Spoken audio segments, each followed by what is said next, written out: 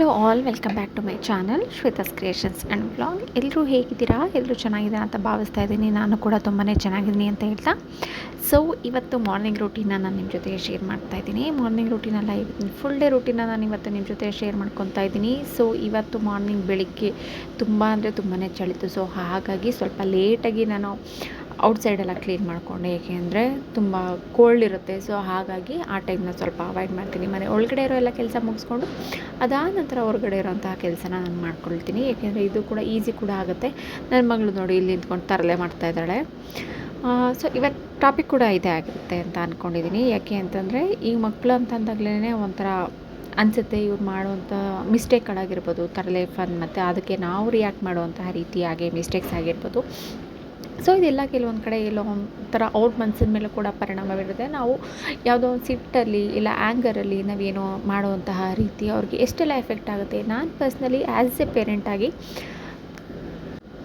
ನೋಡಿ ಡಿಫ್ರೆನ್ಸ್ನ ಫೀಲ್ ಮಾಡಿರೋದ್ರಿಂದ ಈ ವಿಷಯನ ನಾನು ನಿಮ್ಮ ಜೊತೆ ಶೇರ್ ಮಾಡ್ಕೋಬೇಕು ಅಂತ ಅಂದ್ಕೊತಾ ಇದ್ದೀನಿ. ಸೊ ಹಾಗಾಗಿ ಹೋಪ್ ಈ ವಿಡಿಯೋ, ಈ ಮಾಹಿತಿ ನಿಮ್ಮೆಲ್ಲರೂ ಕೂಡ ಇಷ್ಟ ಆಗುತ್ತೆ ಅಂತ ಭಾವಿಸ್ತಾ ಇದ್ದೀನಿ. ಹಾಗೆ ಯಾರೆಲ್ಲ ನನ್ನ ಚಾನಲ್ಗೆ ಮೊದಲನೇ ಸರಿ ನೋಡ್ತಾ ಇದ್ದೀರಾ, ಸೊ ಪ್ಲೀಸ್ ನನ್ನ ಚಾನಲ್ನ ಸಬ್ಸ್ಕ್ರೈಬ್ ಮಾಡ್ಕೊಂಡು ನೋಡಿ. ಹಾಗೆ ನಿಮ್ಮ ಅನಿಸಿಕೆ, ಅಭಿಪ್ರಾಯ ಏನೇ ಇದ್ದರೂ ಕೂಡ ಕಮೆಂಟ್ ಸೆಕ್ಷನಲ್ಲಿ ತಿಳಿಸಿ ಅಂತ ಹೇಳ್ತಾ, ಸೊ ನಿಮ್ಮೆಲ್ಲರ ಸಪೋರ್ಟ್ ಕೂಡ ಬೇಕು. ಯಾಕೆ ಅಂದರೆ ಇಲ್ಲ ಅಂತಂದರೆ ವಿಡಿಯೋ ಮಾಡಲಿಕ್ಕೆ ತುಂಬಾ ಕಷ್ಟ ಆಗುತ್ತೆ. ಸೊ ಹಾಗಾಗಿ ಪ್ಲೀಸ್ ನನಗೆಲ್ಲರೂ ಕೂಡ ಸಪೋರ್ಟ್ ಮಾಡಿ ಅಂತ ಹೇಳ್ತಾ ಇದ್ದೀನಿ. ಸೊ ಮಕ್ಕಳೇ ಹಾಗೆ ಅವ್ರ ಮನಸ್ಸು ಕೂಡ ತುಂಬಾ ಸಾಫ್ಟ್ ಆಗಿರುತ್ತೋ ಹಾಗೆ ನಾವು ಏನು ಮಾಡ್ತೀವಿ, ಏನು ಮಾಡೋದಿಲ್ಲ, ಮತ್ತು ಏನೇನೆಲ್ಲ ಡಿಫ್ರೆನ್ಸ್ ಇರುತ್ತೆ, ಮತ್ತು ನಾವು ಹೇಗೆ ಫೀಲ್ ಮಾಡ್ತೀವಿ ಅನ್ನೋದನ್ನು ಕೂಡ ಅವರು ತುಂಬ ಬೇಗ ಅಬ್ಸರ್ವ್ ಮಾಡ್ತಾರೆ, ಮತ್ತು ಅದಕ್ಕೆ ಬೇಗ ರಿಯಾಕ್ಟ್ ಕೂಡ ಆಗ್ತಾರೆ.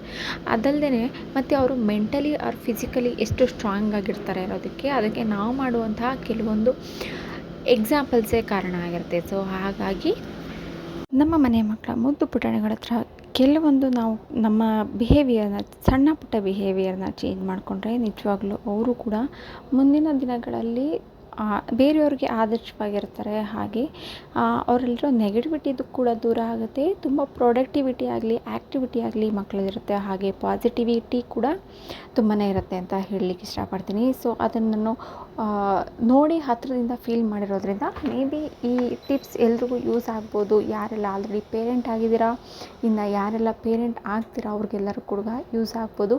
ಇಲ್ಲ ನಿಮ್ಮ ರಿಲೇಟಿವ್, ನಿಮ್ಮ ಅಕ್ಕ ತಂಗಿ ಸಿಸ್ಟರ್ಸ್ ಯಾರು ಇರ್ತಾರಲ್ಲ ಅವ್ರಿಗೂ ಕೂಡ ಶೇರ್ ಮಾಡೋದ್ರಿಂದನೂ ಕೂಡ ಯೂಸ್ ಆಗ್ಬೋದು ಅಂತ ಇವತ್ತು ಈ ವಿಡಿಯೋನ ಶೇರ್ ಮಾಡ್ತಾಯಿದ್ದೀನಿ ನಿಮ್ಮ ಜೊತೆ.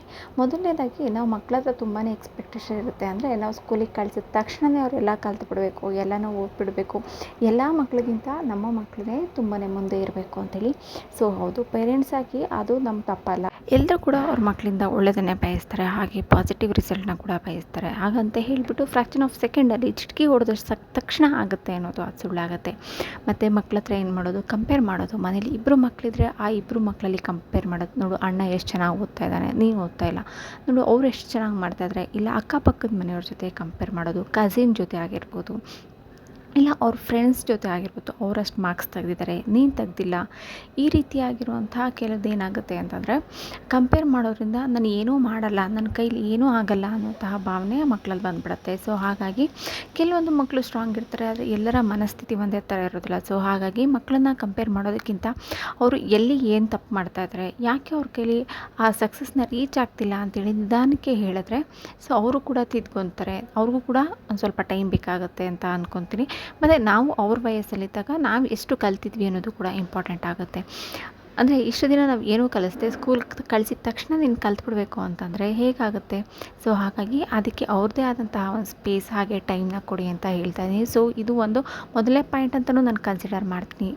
ಮತ್ತು ಎರಡನೇದಾಗಿ ಹೇಳೋದಾದರೆ ತುಂಬಾ ಕಂಟ್ರೋಲ್ ಮಾಡೋದು ಮತ್ತು ತುಂಬ ಫ್ರೀ ಆಗಿಬಿಟ್ಬಿಡೋದು, ಇದೆರಡೂ ಕೂಡ ಸರಿಯಲ್ಲ. ಅಂದರೆ ತುಂಬ ಕಂಟ್ರೋಲ್ ಮಾಡೋದು ಅಂದರೆ ಉಸಿರಾಡಲಿಕ್ಕೂ ಆಗದೆ ಇರೋ ರೀತಿ ಕಂಟ್ರೋಲ್ ಮಾಡೋದು. ಫ್ರೀಡಮ್ ಅಂತಂದರೆ ಅವ್ರು ಏನೇ ಮಾಡಿದ್ರು ಕೂಡ ಮುಲಾಜಿ ಇಲ್ಲ, ಅವ್ರು ಏನು ಬೇಕಾದ್ರೂ ಮಾಡಲಿ. ನಮ್ಮ ಮಕ್ಕಳು ಅಂದರೆ ನೋಡಿದವ್ರಿಗೆ ಅನ್ನಿಸ್ಬೇಕಪ್ಪ ಎಷ್ಟು ಪ್ರೀತಿಯಿಂದ ಸಾಕ್ತಿದ್ದಾರೆ ಅವ್ರ ಮಕ್ಕಳನ್ನ, ಅವ್ರು ಏನೂ ಕೂಡ ಕಂಟ್ರೋಲ್ ಮಾಡಲ್ಲ ಅಂತ. ಸೊ ಆದಷ್ಟು ತುಂಬ ಕಂಟ್ರೋಲ್ ಮಾಡೋದು, ತುಂಬ ಫ್ರೀಡಮ್ ಮಾಡೋದು, ತುಂಬ ಅನ್ನೋದೇ ಒಂದು ಸ್ವಲ್ಪ ಕೇರ್ಲೆಸ್ ಅಂತ ಅನಿಸುತ್ತೆ. ಸೊ ಹಾಗಾಗಿ ತುಂಬ ಅನ್ನುವಂಥದ್ದನ್ನ ಮಾಡಬೇಡಿ. ಆದಷ್ಟು ಮಕ್ಕಳಿಗೆ ಯಾವ ವಯಸ್ಸಿಗೆ ಏನನ್ನು ಕೊಡಬೇಕು, ಇಲ್ಲ ಯಾವುದನ್ನು ಹೇಗೆ ಕೊಡಬೇಕು, ಆ ರೀತಿ ಆ ಟೈಮಲ್ಲಿ ಅದು ಸಿಗ್ತಾ ಹೋದ್ರೆ ಆ ಕೆಲವೊಂದು ಟೈಮ್ಗೆ ಅದು ವ್ಯಾಲಿಡ್ ಅಂತ ಅನ್ನಿಸುತ್ತೆ. ಸೊ ಹಾಗಾಗಿ ಕಂಟ್ರೋಲ್ ಇಡೋದು ಕೂಡ ತಪ್ಪಲ್ಲ, ಆದರೆ ಅತಿಯಾದ ಕಂಟ್ರೋಲ್ ಬೇಡ ಅಂತ ಹೇಳ್ತೀನಿ. ಸೊ ಮತ್ತು ಮೂರನೇದೇನಪ್ಪ ಅಂತಂದರೆ ಫೈಟ್ ಮಾಡೋದು ಮತ್ತು ಬೇರೆಯವ್ರ ಬಗ್ಗೆ ನಾವು ಮುಂದೆನೇ ಮಾತಾಡೋದು. ಅಂದರೆ ಅವ್ರು ಹಾಗೆ, ಇವರು ಹೀಗೆ, ಅವ್ರು ಹಾಗೆ ಮಾಡ್ತಿದ್ದಾರೆ, ಅಂದರೆ ನೆಗೆಟಿವ್ ಆಗಿರುವಂತಹನ್ನೇ ಮಕ್ಳ ಮುಂದೆ ಮಾಡಿದಾಗ ಏನಾಗುತ್ತೆ ಅಂದರೆ ಅಪ್ಪ ಅಮ್ಮನೂ ಮಾಡ್ತಿದ್ದಾರೆ, ನಾನು ಯಾಕೆ ಮಾಡಬಾರ್ದು ಅನ್ನೋದು ಮಕ್ಳ ಮೈಂಡಲ್ಲಿ ಬರುತ್ತೆ. ಅವರು ಕೂಡ ಬರೀ ಗಾಸಿಪ್ಗಳಿಗೆ, ಆ ಥರ ಈ ಥರದ್ದಕ್ಕೆ, ಆಗು ಹೋಗುಗಳಿಗೆ ಬರೀ ತಲೆ ಕೆಡಿಸ್ಕೊತಿರ್ತಾರೆ ವಿನಃ ಅವರಲ್ಲಿ ಗ್ರೋತ್ ಅನ್ನೋದು ಕಾಣಿಸೋದಿಲ್ಲ. ಸೊ ಹಾಗಾಗಿ ಬೇರೆಯವ್ರ ಬಗ್ಗೆ ಮಕ್ಕಳ ಮುಂದೆ ಮಾತಾಡುವಾಗ, ಇಲ್ಲ ಬೇಡದೇ ಇರೋ ವಿಷಯನ ಮಕ್ಕಳ ಮುಂದೆ ಜಗಳ ಮಾಡುವಾಗ, ಇಲ್ಲ ಡಿಸ್ಕಸ್ ಮಾಡುವಾಗ, ಸೊ ಆದಷ್ಟು ಕೇರ್ ಆಗಿರಿ. ಏಕೆಂದರೆ ಮಕ್ಕಳು ಎಲ್ಲವನ್ನೂ ಅಬ್ಸರ್ವ್ ಮಾಡ್ತಾರೆ ಅಂತ ಅಂದಮೇಲೆ ಪೇರೆಂಟ್ಸ್ನೂ ಕೂಡ ಅಬ್ಸರ್ವ್ ಮಾಡ್ತಾರೆ. ಸೊ ಅದು ಕರೆಕ್ಟ್ ಅಲ್ವಾ? ಸೊ ಹಾಗಾಗಿ ಮಕ್ಕಳ ಮುಂದೆ ಫೈಟಿಂಗ್ ಮಾಡೋದು ಬೇಡ ಅನ್ನೋದು ನನ್ನ ಒಪಿನಿಯನ್. ಇನ್ನು ನಾಲ್ಕನೇದಾಗಿ ಏನಾಗುತ್ತೆ ಅಂದರೆ ಅವ್ರನ್ನ ಫೀಲಿಂಗ್ಸ್ನ ಇಗ್ನೋರ್ ಮಾಡೋದು. ಅವ್ರು ಏನಾದರೂ ಹೇಳ್ತಾ ಇದ್ದಾರೆ ಅಂತಂದಾಗ ಅಳ್ತಿದ್ದಾರೆ, ಇನ್ನು ಏನೋ ಸಿಟ್ಟು ಮಾಡ್ಕೊತಿದ್ದಾರೆ ಅಂತಂದರೆ ಅವ್ರಿಗೆ ಯಾಕೆ ಅಳ್ತಿದ್ಯಾ ಏನು ಅಂತ ಕೇಳಿದೆ, ಓ ನಿಂದು ಯಾವಾಗಲೂ ಇದೇ ಆಯಿತು ಬಿಡು ಅಂತೇಳಿ ಅವ್ರನ್ನ ಪಾಡಿಗೆ ಅವ್ರನ್ನ ಬಿಟ್ಬಿಟ್ಟು, ಸರಿ ಸ್ವಲ್ಪ ಹೊತ್ತು ಹೋದರೆ ನೀನು ಸರಿ ಹೋಗ್ತೀಯಾ, ಇಲ್ಲ ಅಳ್ತಿದ್ಯಲ್ವಾ ತಗೋ 5 ನಿಮಿಷ ಮೊಬೈಲ್ ನೋಡು, ಅದು ನೋಡು, ಹೀಗೆ ಮಾಡು, ಇಲ್ಲ ಏನೋ ಒಂದು ಚಾಕ್ಲೇಟ್ ಕೊಡು. ಈ ರೀತಿಯೇ ಏನಾಗುತ್ತೆ, ನಾವು ಫೀಲಿಂಗ್ಸ್ನ ನಾವು ವ್ಯಾಲ್ಯೂ ಮಾಡ್ತಾ ಇದ್ದಾಗ ಅವ್ರಿಗೆ ಏನೂ ಕೂಡ ಹೇಳ್ಕೋಬೇಕು ಅಂತ ಅನಿಸೋದಿಲ್ಲ.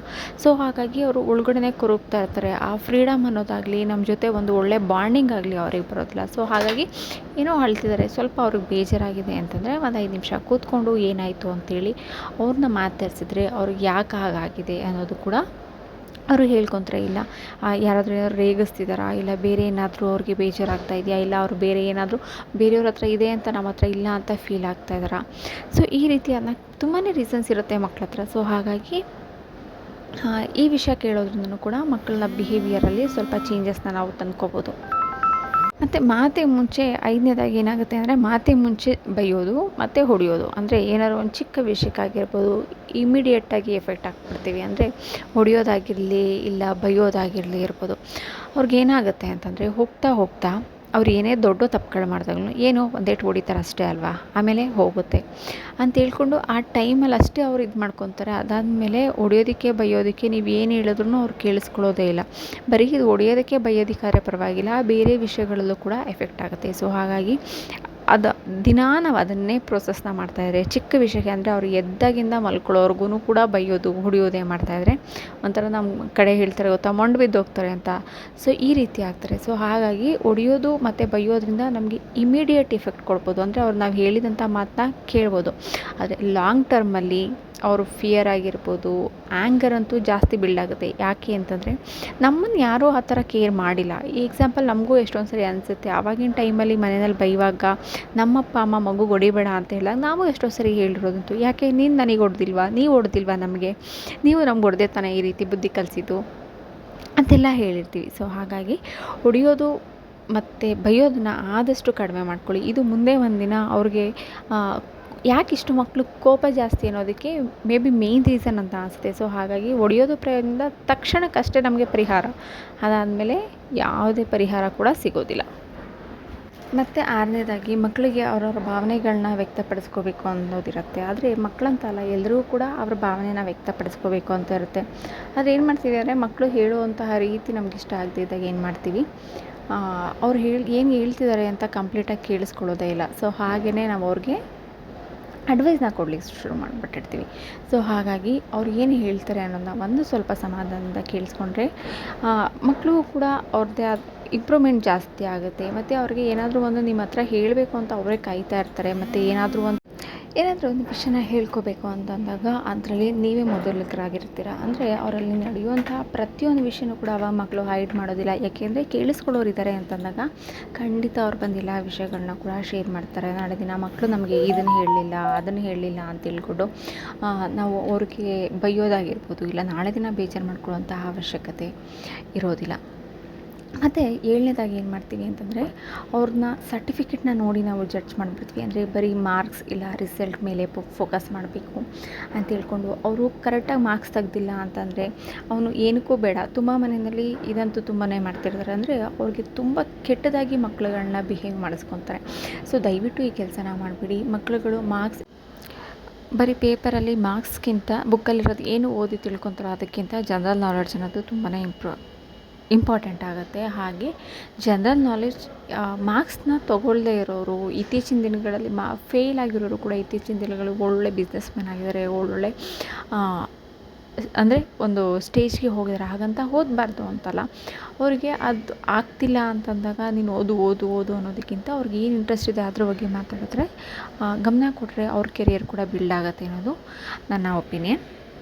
ಮತ್ತು ನಾವು ಯಾವಾಗಲೂ ಕೂಡ ಇನ್ನೊಂದು ಮಾಡೋ ತಪ್ಪೇನಪ್ಪ ಅಂತಂದರೆ, ಮಕ್ಕಳಿಗೆ ಏನೇ ಕೇಳಿದ್ರು ನೋ ಅಂತ ಹೇಳೋದಿಲ್ಲ. ಅಂದರೆ ಏನೇ ಬೇಕಿದ್ರೂ ಕೂಡ ನಾವು ಎಸ್ ಅಂತ ಹೇಳಿ ಅವ್ರಿಗೆ ಕೊಡಿಸೋದು ಕೂಡ ಅದು ಅಡ್ವಾಂಟೇಜ್ ಆಗಿರುತ್ತೆ. ಅಂದರೆ ಆ ಸ್ಟ್ರಗಲ್ನೆಸ್ ಆಗಿರ್ಬೋದು, ಅದ್ರ ಹಿಂದೆ ಆಗಿರೋಂಥ ಒಂದು ಬರ್ಡನ್ ಆಗಿರ್ಬೋದು ಅವ್ರಿಗೆ ಗೊತ್ತಾಗೋದಿಲ್ಲ. ಅಟ್ಲೀಸ್ಟ್ ಅವ್ರಿಗೆ ಕೊಡಿಸ್ಬೇಕು, ಯಾವುದು ಉಪಯೋಗ ಆಗುತ್ತೆ, ಯಾವುದು ಉಪಯೋಗ ಆಗೋದಿಲ್ಲ. ಮತ್ತು ತುಂಬ ಟಾಯ್ಸ್ ಈ ರೀತಿದೆಲ್ಲ ತುಂಬ ಮನೆಗಳಲ್ಲಿ ನಾವು ನೋಡಿರ್ತೀವಿ. ಆ ರೀತಿ ಕೊಡಿಸೋದ್ಕಿಂತ ನೀನು ತೊಗೋಬೇಕಾ, ಓಕೆ ತೊಗೋ, ನಿನಗೆ ಆಟ ಆಡಲಿಕ್ಕೆ ಟಾಯ್ಸ್ ಬೇಕಾಗುತ್ತೆ, ಆದರೆ ಯಾವ್ದು ಯೂಸ್ಫುಲ್ ಯಾವ್ದು ಅನ್ಯೂಸ್ಫುಲ್ ಅನ್ನೋದು ಮಕ್ಳಿಗೆ ಅರ್ಥ ಮಾಡಿಸಿದ್ರೆ ಅವ್ರು ಮುಂದಿನ ದಿನಗಳಲ್ಲಿ ಅವ್ರ ಲೈಫಲ್ಲಿ ಏನು ಬೇಕು ಏನು ಬೇಡ ಅನ್ನೋದನ್ನು ಈಸಿಯಾಗಿ ಜಡ್ಜ್ ಮಾಡ್ತಾರೆ. ಸೊ ಹಾಗಾಗಿ ಏನಾದರೂ ಕೊಡಿಸುವಾಗ ಇದು ಬೇಕಾಗುತ್ತಾ ಇಲ್ವಾ ಅಂತ ಒಂದ್ಸರಿ ಯೋಚನೆ ಮಾಡಿ. ಇಲ್ಲ ಅವ್ರಿಗೆ ಯೋಚನೆ ಮಾಡಲಿಕ್ಕೆ ಬಿಡಿ. ನಾವು 4 ಸರಿ ನಾವು ಅದನ್ನು ಹೇಳ್ತಿದ್ರೆ ನೆಕ್ಸ್ಟ್ 5ನೇ ಸರಿ ಏನು ಮಾಡ್ತಾರೆ ಅಂದರೆ ಅವ್ರಿಗೆ ಅದು ಬೇಕಾ ಬೇಡವಾ ಅನ್ನೋದು ಅವ್ರ ಮೈಂಡಲ್ಲಿ ಅದು ಸಬ್ಕಾನ್ಷಿಯಸ್ ಆಗಿ ವರ್ಕ್ ಮಾಡ್ತಾ ಇರುತ್ತೆ. ಸೊ ಹಾಗಾಗಿ ಕೊಡಿಸೋದ್ಕಿಂತ ಮುಂಚೆ ನೋ ಅಂತ ಹೇಳಲೇಬಾರ್ದು ಅನ್ನೋಂಥ ಒಂದು ಪಾಲಿಸಿನ ಕಟ್ ಮಾಡಿ. ಮತ್ತು 9ನೇದಾಗಿ ಹೇಳಬೇಕು ಅಂತಂದರೆ, ಮೊಬೈಲ್ ಮತ್ತು ಟಿ ವಿಗೆ ಓವರಾಗಿ ಅಡಿಕ್ಟ್ ಆಗಿರೋದು. ಅಂದರೆ ಇತ್ತೀಚಿನ ದಿನಗಳಲ್ಲಿ ಮಕ್ಕಳು ಮಾತ್ರ ಅಲ್ಲ, ಪೇರೆಂಟ್ಸ್ ಕೂಡ ಓವರ್ ಅಡಿಕ್ಟೆಡ್ ಆಗಿರ್ತಾರೆ. ಸೊ ಏನಕ್ಕಪ್ಪ ಅಂತಂದರೆ ಗೊತ್ತಿಲ್ಲ, ಏಕೆಂದರೆ ಅವರು ಏನಕ್ಕೆ ಆ ಥರ ಡೆವಲಪ್ ಆಗಿರ್ತಾರೆ ಅಂಥೇಳಿ. ಆ ಹ್ಯಾಬಿಟ್ ಏನಾಗುತ್ತೆ, ಸೇಮ್ ಹ್ಯಾಬಿಟ್ ಮಕ್ಕಳು ಕೂಡ ಡೆವಲಪ್ ಆಗ್ತಾ ಹೋಗುತ್ತೆ. ಏಕೆಂದರೆ ಮಕ್ಕಳು ಅಬ್ಸರ್ವ್ ಮಾಡ್ತಾ ಇರ್ತಾರೆ ನಾವು ಏನು ಮಾಡ್ತೀವಿ ಅದನ್ನು. ಸೊ ನಾವು ಟಿ ವಿ ನೋಡಬೇಕು ಅಂತ ಅಂದರೆ ಅವ್ರಿಗೂ ಕೂಡ ಏನಾದ್ರು ಕೈಯಲ್ಲಿ ಒಂದು ಕೊಡಬೇಕಾಗತ್ತೆ. ಸೊ ಹಾಗಾಗಿ ನಾವು ಮೊಬೈಲ್ ನೋಡಬೇಕಂದ್ರೆ ಅವ್ರಿಗೆ ಟಿ ವಿ ಹಾಕ್ಕೊಡ್ಬೇಕು. ಸೊ ಈ ರೀತಿ ಆಗಿರುವಂತಹ ಕೆಲವೊಂದು ಆ್ಯಕ್ಟಿವಿಟೀಸ್ನ ಅವ್ರು ಬೆಳೆಸ್ಕೊತಾರೆ. ಸೊ ಹಾಗಾಗಿ ನಾವು ಯಾವುದಕ್ಕೆ ಅಡಿಕ್ಟ್ ಆಗ್ತೀವಿ, ಮಕ್ಕಳು ಕೂಡ ಅದನ್ನು ಫಾಲೋ ಮಾಡ್ತಾರೆ. ಸೊ ಅದಕ್ಕಿಂತ ನಾವು ಒಂದು ಬುಕ್ಸ್ ಓದೋದಾಗಿರ್ಬೋದು, ಇಲ್ಲ ಒಳ್ಳೆ ಜಾಗಗಳಿಗೆ ಕರ್ಕೊಂಡು ಹೋಗೋದಾಗಿರ್ಬೋದು, ಇಲ್ಲ ಮಕ್ಕಳಿಗೆ ಕತೆಗಳನ್ನ ಹೇಳೋದಾಗಿರ್ಬೋದು, ಈ ರೀತಿಯ ಅಭ್ಯಾಸಗಳನ್ನ ಮಾಡಿಸ್ಕೊಂಡ್ರೆ ನಮಗೂ ಕೂಡ ಒಂದು ಸ್ವಲ್ಪ ಖುಷಿ ಆಗುತ್ತೆ. ಮತ್ತು ಮಕ್ಕಳು ಕೂಡ ಅದನ್ನು ತಿಳ್ಕೊತಾರೆ ಅಂತ ಅನ್ಕೊತೀನಿ. ಮತ್ತು ಕೆಲವೊಂದು ಸರಿ ಏನಾಗ್ಬಿಡುತ್ತೆ ಅಂದರೆ ಮಕ್ಕಳ ವಿಷಯದಲ್ಲಿ ರೂಲ್ಸ್ನ ಮಾಡ್ತೀವಿ, ಒಂದಿನ ರೂಲ್ಸ್ ಫಾಲೋ ಆಗುತ್ತೆ, 2 ದಿನ ಫಾಲೋ ಆಗುತ್ತೆ, ಮತ್ತು 4ನೇ ದಿನ 5ನೇ ದಿನ ಹೋಯಿತು ಅಂತಂದರೆ ರೂಲ್ಸ್ನ ಫಾಲೋ ಮಾಡೋದಿಲ್ಲ. ಹೌದಾ, ಹೋಗ್ಲಿ ಬಿಡು, ಆದರೆ ಆಯಿತು. ಅಂದರೆ ನಮ್ಮ ರೂಲ್ಸಲ್ಲೇ ಸ್ಟೇಬಿಲಿಟಿ ಇಲ್ಲ ಅಂತಂದರೆ ಮಕ್ಕಳಿಗೆ ಕನ್ಸಿಸ್ಟೆನ್ಸಿ ಅನ್ನೋದು ರೂಲ್ಸ್ ಕನ್ಫ್ಯೂಸ್ ಮಾಡುತ್ತೆ. ಅಂದರೆ ಏನಿದು ಒಂದು ಸರಿ ಓಕೆ ಅಂತ ಹೇಳಿದ್ರೆ, ಈಗ ನಾವು ಜಂಕ್ ಫುಡ್ಡಲ್ಲಾಗಿರ್ಬೋದು, ಎಕ್ಸಾಂಪಲ್ ಜಂಕ್ ಫುಡ್ನ ನಾವು ತಿನ್ನಬೇಡ ಅಂತ ಸ್ಕೂಲಲ್ಲಾಗಿರ್ಬೋದು, ಮನೆಯಲ್ಲಾಗಿರ್ಬೋದು ಹೇಳಿರ್ತಾರೆ. ಅದೇನು ಮಾಡ್ತೀವಿ ನಾವು, ಇವತ್ತು ಒಂದಿನ ತಾನೇ ತಿನ್ಕೊಂಬಿಡು, ಏನಾಗಲ್ಲ, ಇವತ್ತೊಂದು ದಿನ ತಾನೇ ಹೋಮ್ವರ್ಕ್ ಮಾಡಿಲ್ವಾ, ಬೇಡ ಬಿಡು, ಸ್ಕೂಲ್ಗೆ ಹೋಗಿಲ್ವಾ, ಅಂದರೆ ನಮ್ಮ ಕನ್ವೀನಿಯೆಂಟ್ಗೆ. ಈಗ ನಮಗೆ ಅಡುಗೆ ಮಾಡಲಿಕ್ಕಾಗಲಿಲ್ಲ ಅಂಥೇಳಿ ಅವ್ರಿಗೆ ಜಂಕ್ ಫುಡ್ ಅಂತ ಕೊಟ್ಟು, ಬೇರೆ ಟೈಮಲ್ಲಿ ಅವ್ರಿಗೆ ಕೇಳಿದಾಗ ನಾವು ಬೈಯೋದಾಗಿರ್ಬೋದು, ಹೊಡೆಯೋದಾಗಿರ್ಬೋದು, ಎಷ್ಟೋ ಮಟ್ಟಕ್ಕೆ ಸರಿ ಅಲ್ವಾ. ಸೊ ಹಾಗಾಗಿ ನಮ್ಮ ರೂಲ್ಸಲ್ಲಿ ನಾವೇ ಒಂದು ಸ್ಟೇಬಿಲಿಟಿನ ತೊಗೊಂಡಿರಬೇಕು. ಒನ್ ಡೇ ಅಲೋ ಮಾಡೋದು, ನೆಕ್ಸ್ಟ್ ಡೇ ಬೈಯೋದು, ಕನ್ಸಿಸ್ಟೆನ್ಸಿ ರೂಲ್ಸು ಕಿಡ್ಸ್ಗೆ ಕೂಡ ಕನ್ಫ್ಯೂಸ್ ಮಾಡುತ್ತೆ. ಸೊ ಹಾಗಾಗಿ ಫಸ್ಟ್ ನೀವು ಮೈಂಡ್ಫುಲಿ ನೀವು ಫಿಕ್ಸ್ ಆಗಿ ನಾನು ಈ ರೂಲ್ನ ಮಾಡಬೇಕು, ಐ ಆಮ್ ಕೇಪಬಲ್ ಈ ರೂಲ್ಸ್ನ ನಾನು ಕಂಟಿನ್ಯೂ ಮಾಡಲಿಕ್ಕೆ ಅಂತ ಅಂದಾಗ, ಸೊ ಅದು ಮಕ್ಕಳಿಗೆ ಅವಾಗಿಂದ ಎಫೆಕ್ಟ್ ಮಾಡುತ್ತೆ. ಇಲ್ಲ ಅಂತಂದರೆ ನೀವೇ ಈ ರೀತಿ ಎಡವಟ್ ಥರ ಮಾಡ್ತಾಯಿದ್ರೆ ಮಕ್ಕಳಿಗೂ ಕೂಡ ತುಂಬಾ ಕನ್ಫ್ಯೂಷನ್ ಆಗುತ್ತೆ. ಮತ್ತು 11ನೇದಾಗಿ ಏನು ಮಾಡ್ತಾರೆ ಅಂತಂದರೆ ಎಮೋಷನಲ್ ಗಿಲ್ಟ್ನ ಮಕ್ಳಿಗೆ ಕೊಡೋದು. ಅಂದರೆ ನಾನು ನಿನ್ನಿಂದ ಎಷ್ಟೊಂದೆಲ್ಲ ಕಷ್ಟಪಡ್ತಾಯಿದ್ದೀನಿ, ನಾನು ನಿನ್ನಿಂದ ಇಷ್ಟೆಲ್ಲ ಮಾಡ್ತಾಯಿದ್ದೀನಿ, ನೀನು ಹೀಗೆ ಮಾಡ್ತಿದ್ಯಾ, ಹಾಗೆ ಮಾಡ್ತಾಯಿದ್ಯಾ, ನಿನಗೋಸ್ಕರ ನಾವು ಏನೇನೆಲ್ಲ ಮಾಡಿದ್ದೀವಿ. ಅದೇನಾಗುತ್ತೆ ಅಂದರೆ ನಾನು ಇವರಿಗೆ ಬರ್ಡನ್, ನಿನ್ನಿಂದ ನನಗೆ ತುಂಬ ಕಷ್ಟ ಆಗ್ತಿದೆ ಅಂತ ಹೇಳಿದಾಗ ಮಕ್ಕಳಿಗೆ ಒಂಥರ ಗಿಲ್ಟ್ ಫೀಲ್ ಆಗುತ್ತೆ. ಅಂದರೆ ನನ್ನಿಂದನೇ ಇದೆಲ್ಲ ಪ್ರಾಬ್ಲಮ್ ಆಗ್ತಾಯಿದೆ ಅನ್ನೋ ಅಂತ ಗಿಲ್ಟ್ ಫೀಲ್ ಆಗುತ್ತೆ. ಅದರಿಂದ ಅವ್ರು ಯಾವುದೇ ಒಂದು ಏನಾದರೂ ಇತ್ತು ಅಂದರೆ ಎಕ್ಸ್ಪ್ರೆಸ್ ಮಾಡೋದನ್ನು ಅವಾಯ್ಡ್ ಮಾಡ್ತಾರೆ. ಸೊ ಹಾಗಾಗಿ ದಯವಿಟ್ಟು ಈ ರೀತಿ ಮಾಡಬೇಡಿ ಅಂತ ಹೇಳ್ತೀನಿ.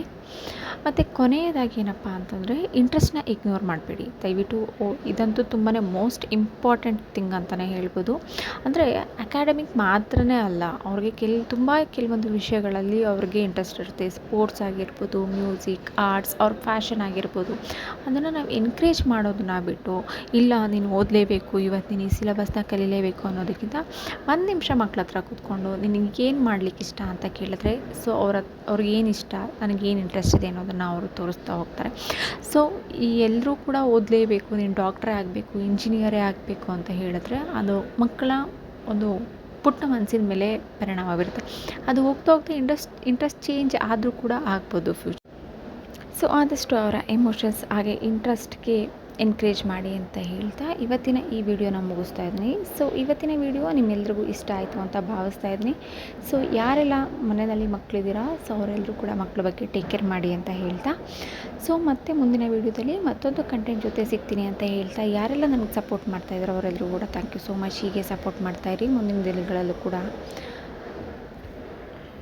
ಮತ್ತು ಹಾಗೆ ಯಾರೆಲ್ಲ ನನ್ನ ಚಾನಲ್ಗೆ ಸಬ್ಸ್ಕ್ರೈಬ್ ಆಗಿಲ್ಲ, ಸೊ ಪ್ಲೀಸ್ ದಯವಿಟ್ಟು ನನ್ನ ಚಾನಲ್ಗೆ ಸಬ್ಸ್ಕ್ರೈಬ್ ಮಾಡ್ಕೊಂಡು ನೋಡಿ. ಹಾಗೆ ನಿಮ್ಮ ಅನಿಸಿಕೆ ಅಭಿಪ್ರಾಯಗಳನ್ನ ದಯವಿಟ್ಟು ತಿಳಿಸಿ, ಏಕೆಂದರೆ ನಿಮ್ಮ ಲೈಕ್ ಹಾಗೆ ಕಮೆಂಟ್ಸ್ ತುಂಬಾ ಇಂಪಾರ್ಟೆಂಟ್. ಮುಂದಿನ ದಿನಗಳಲ್ಲಿ ವೀಡಿಯೋಸ್ನ ಮಾಡೋಕ್ಕೆ ಒಂದು ಒಳ್ಳೆಯ ವಿಷಯದ ಜೊತೆ ಖಂಡಿತ ಬರ್ತೀನಿ ಅಂತ ಹೇಳ್ತಾ, ಟೋಟಲಾಗಿ ಎಲ್ರಿಗೂ ಥ್ಯಾಂಕ್ ಯು ಆಲ್.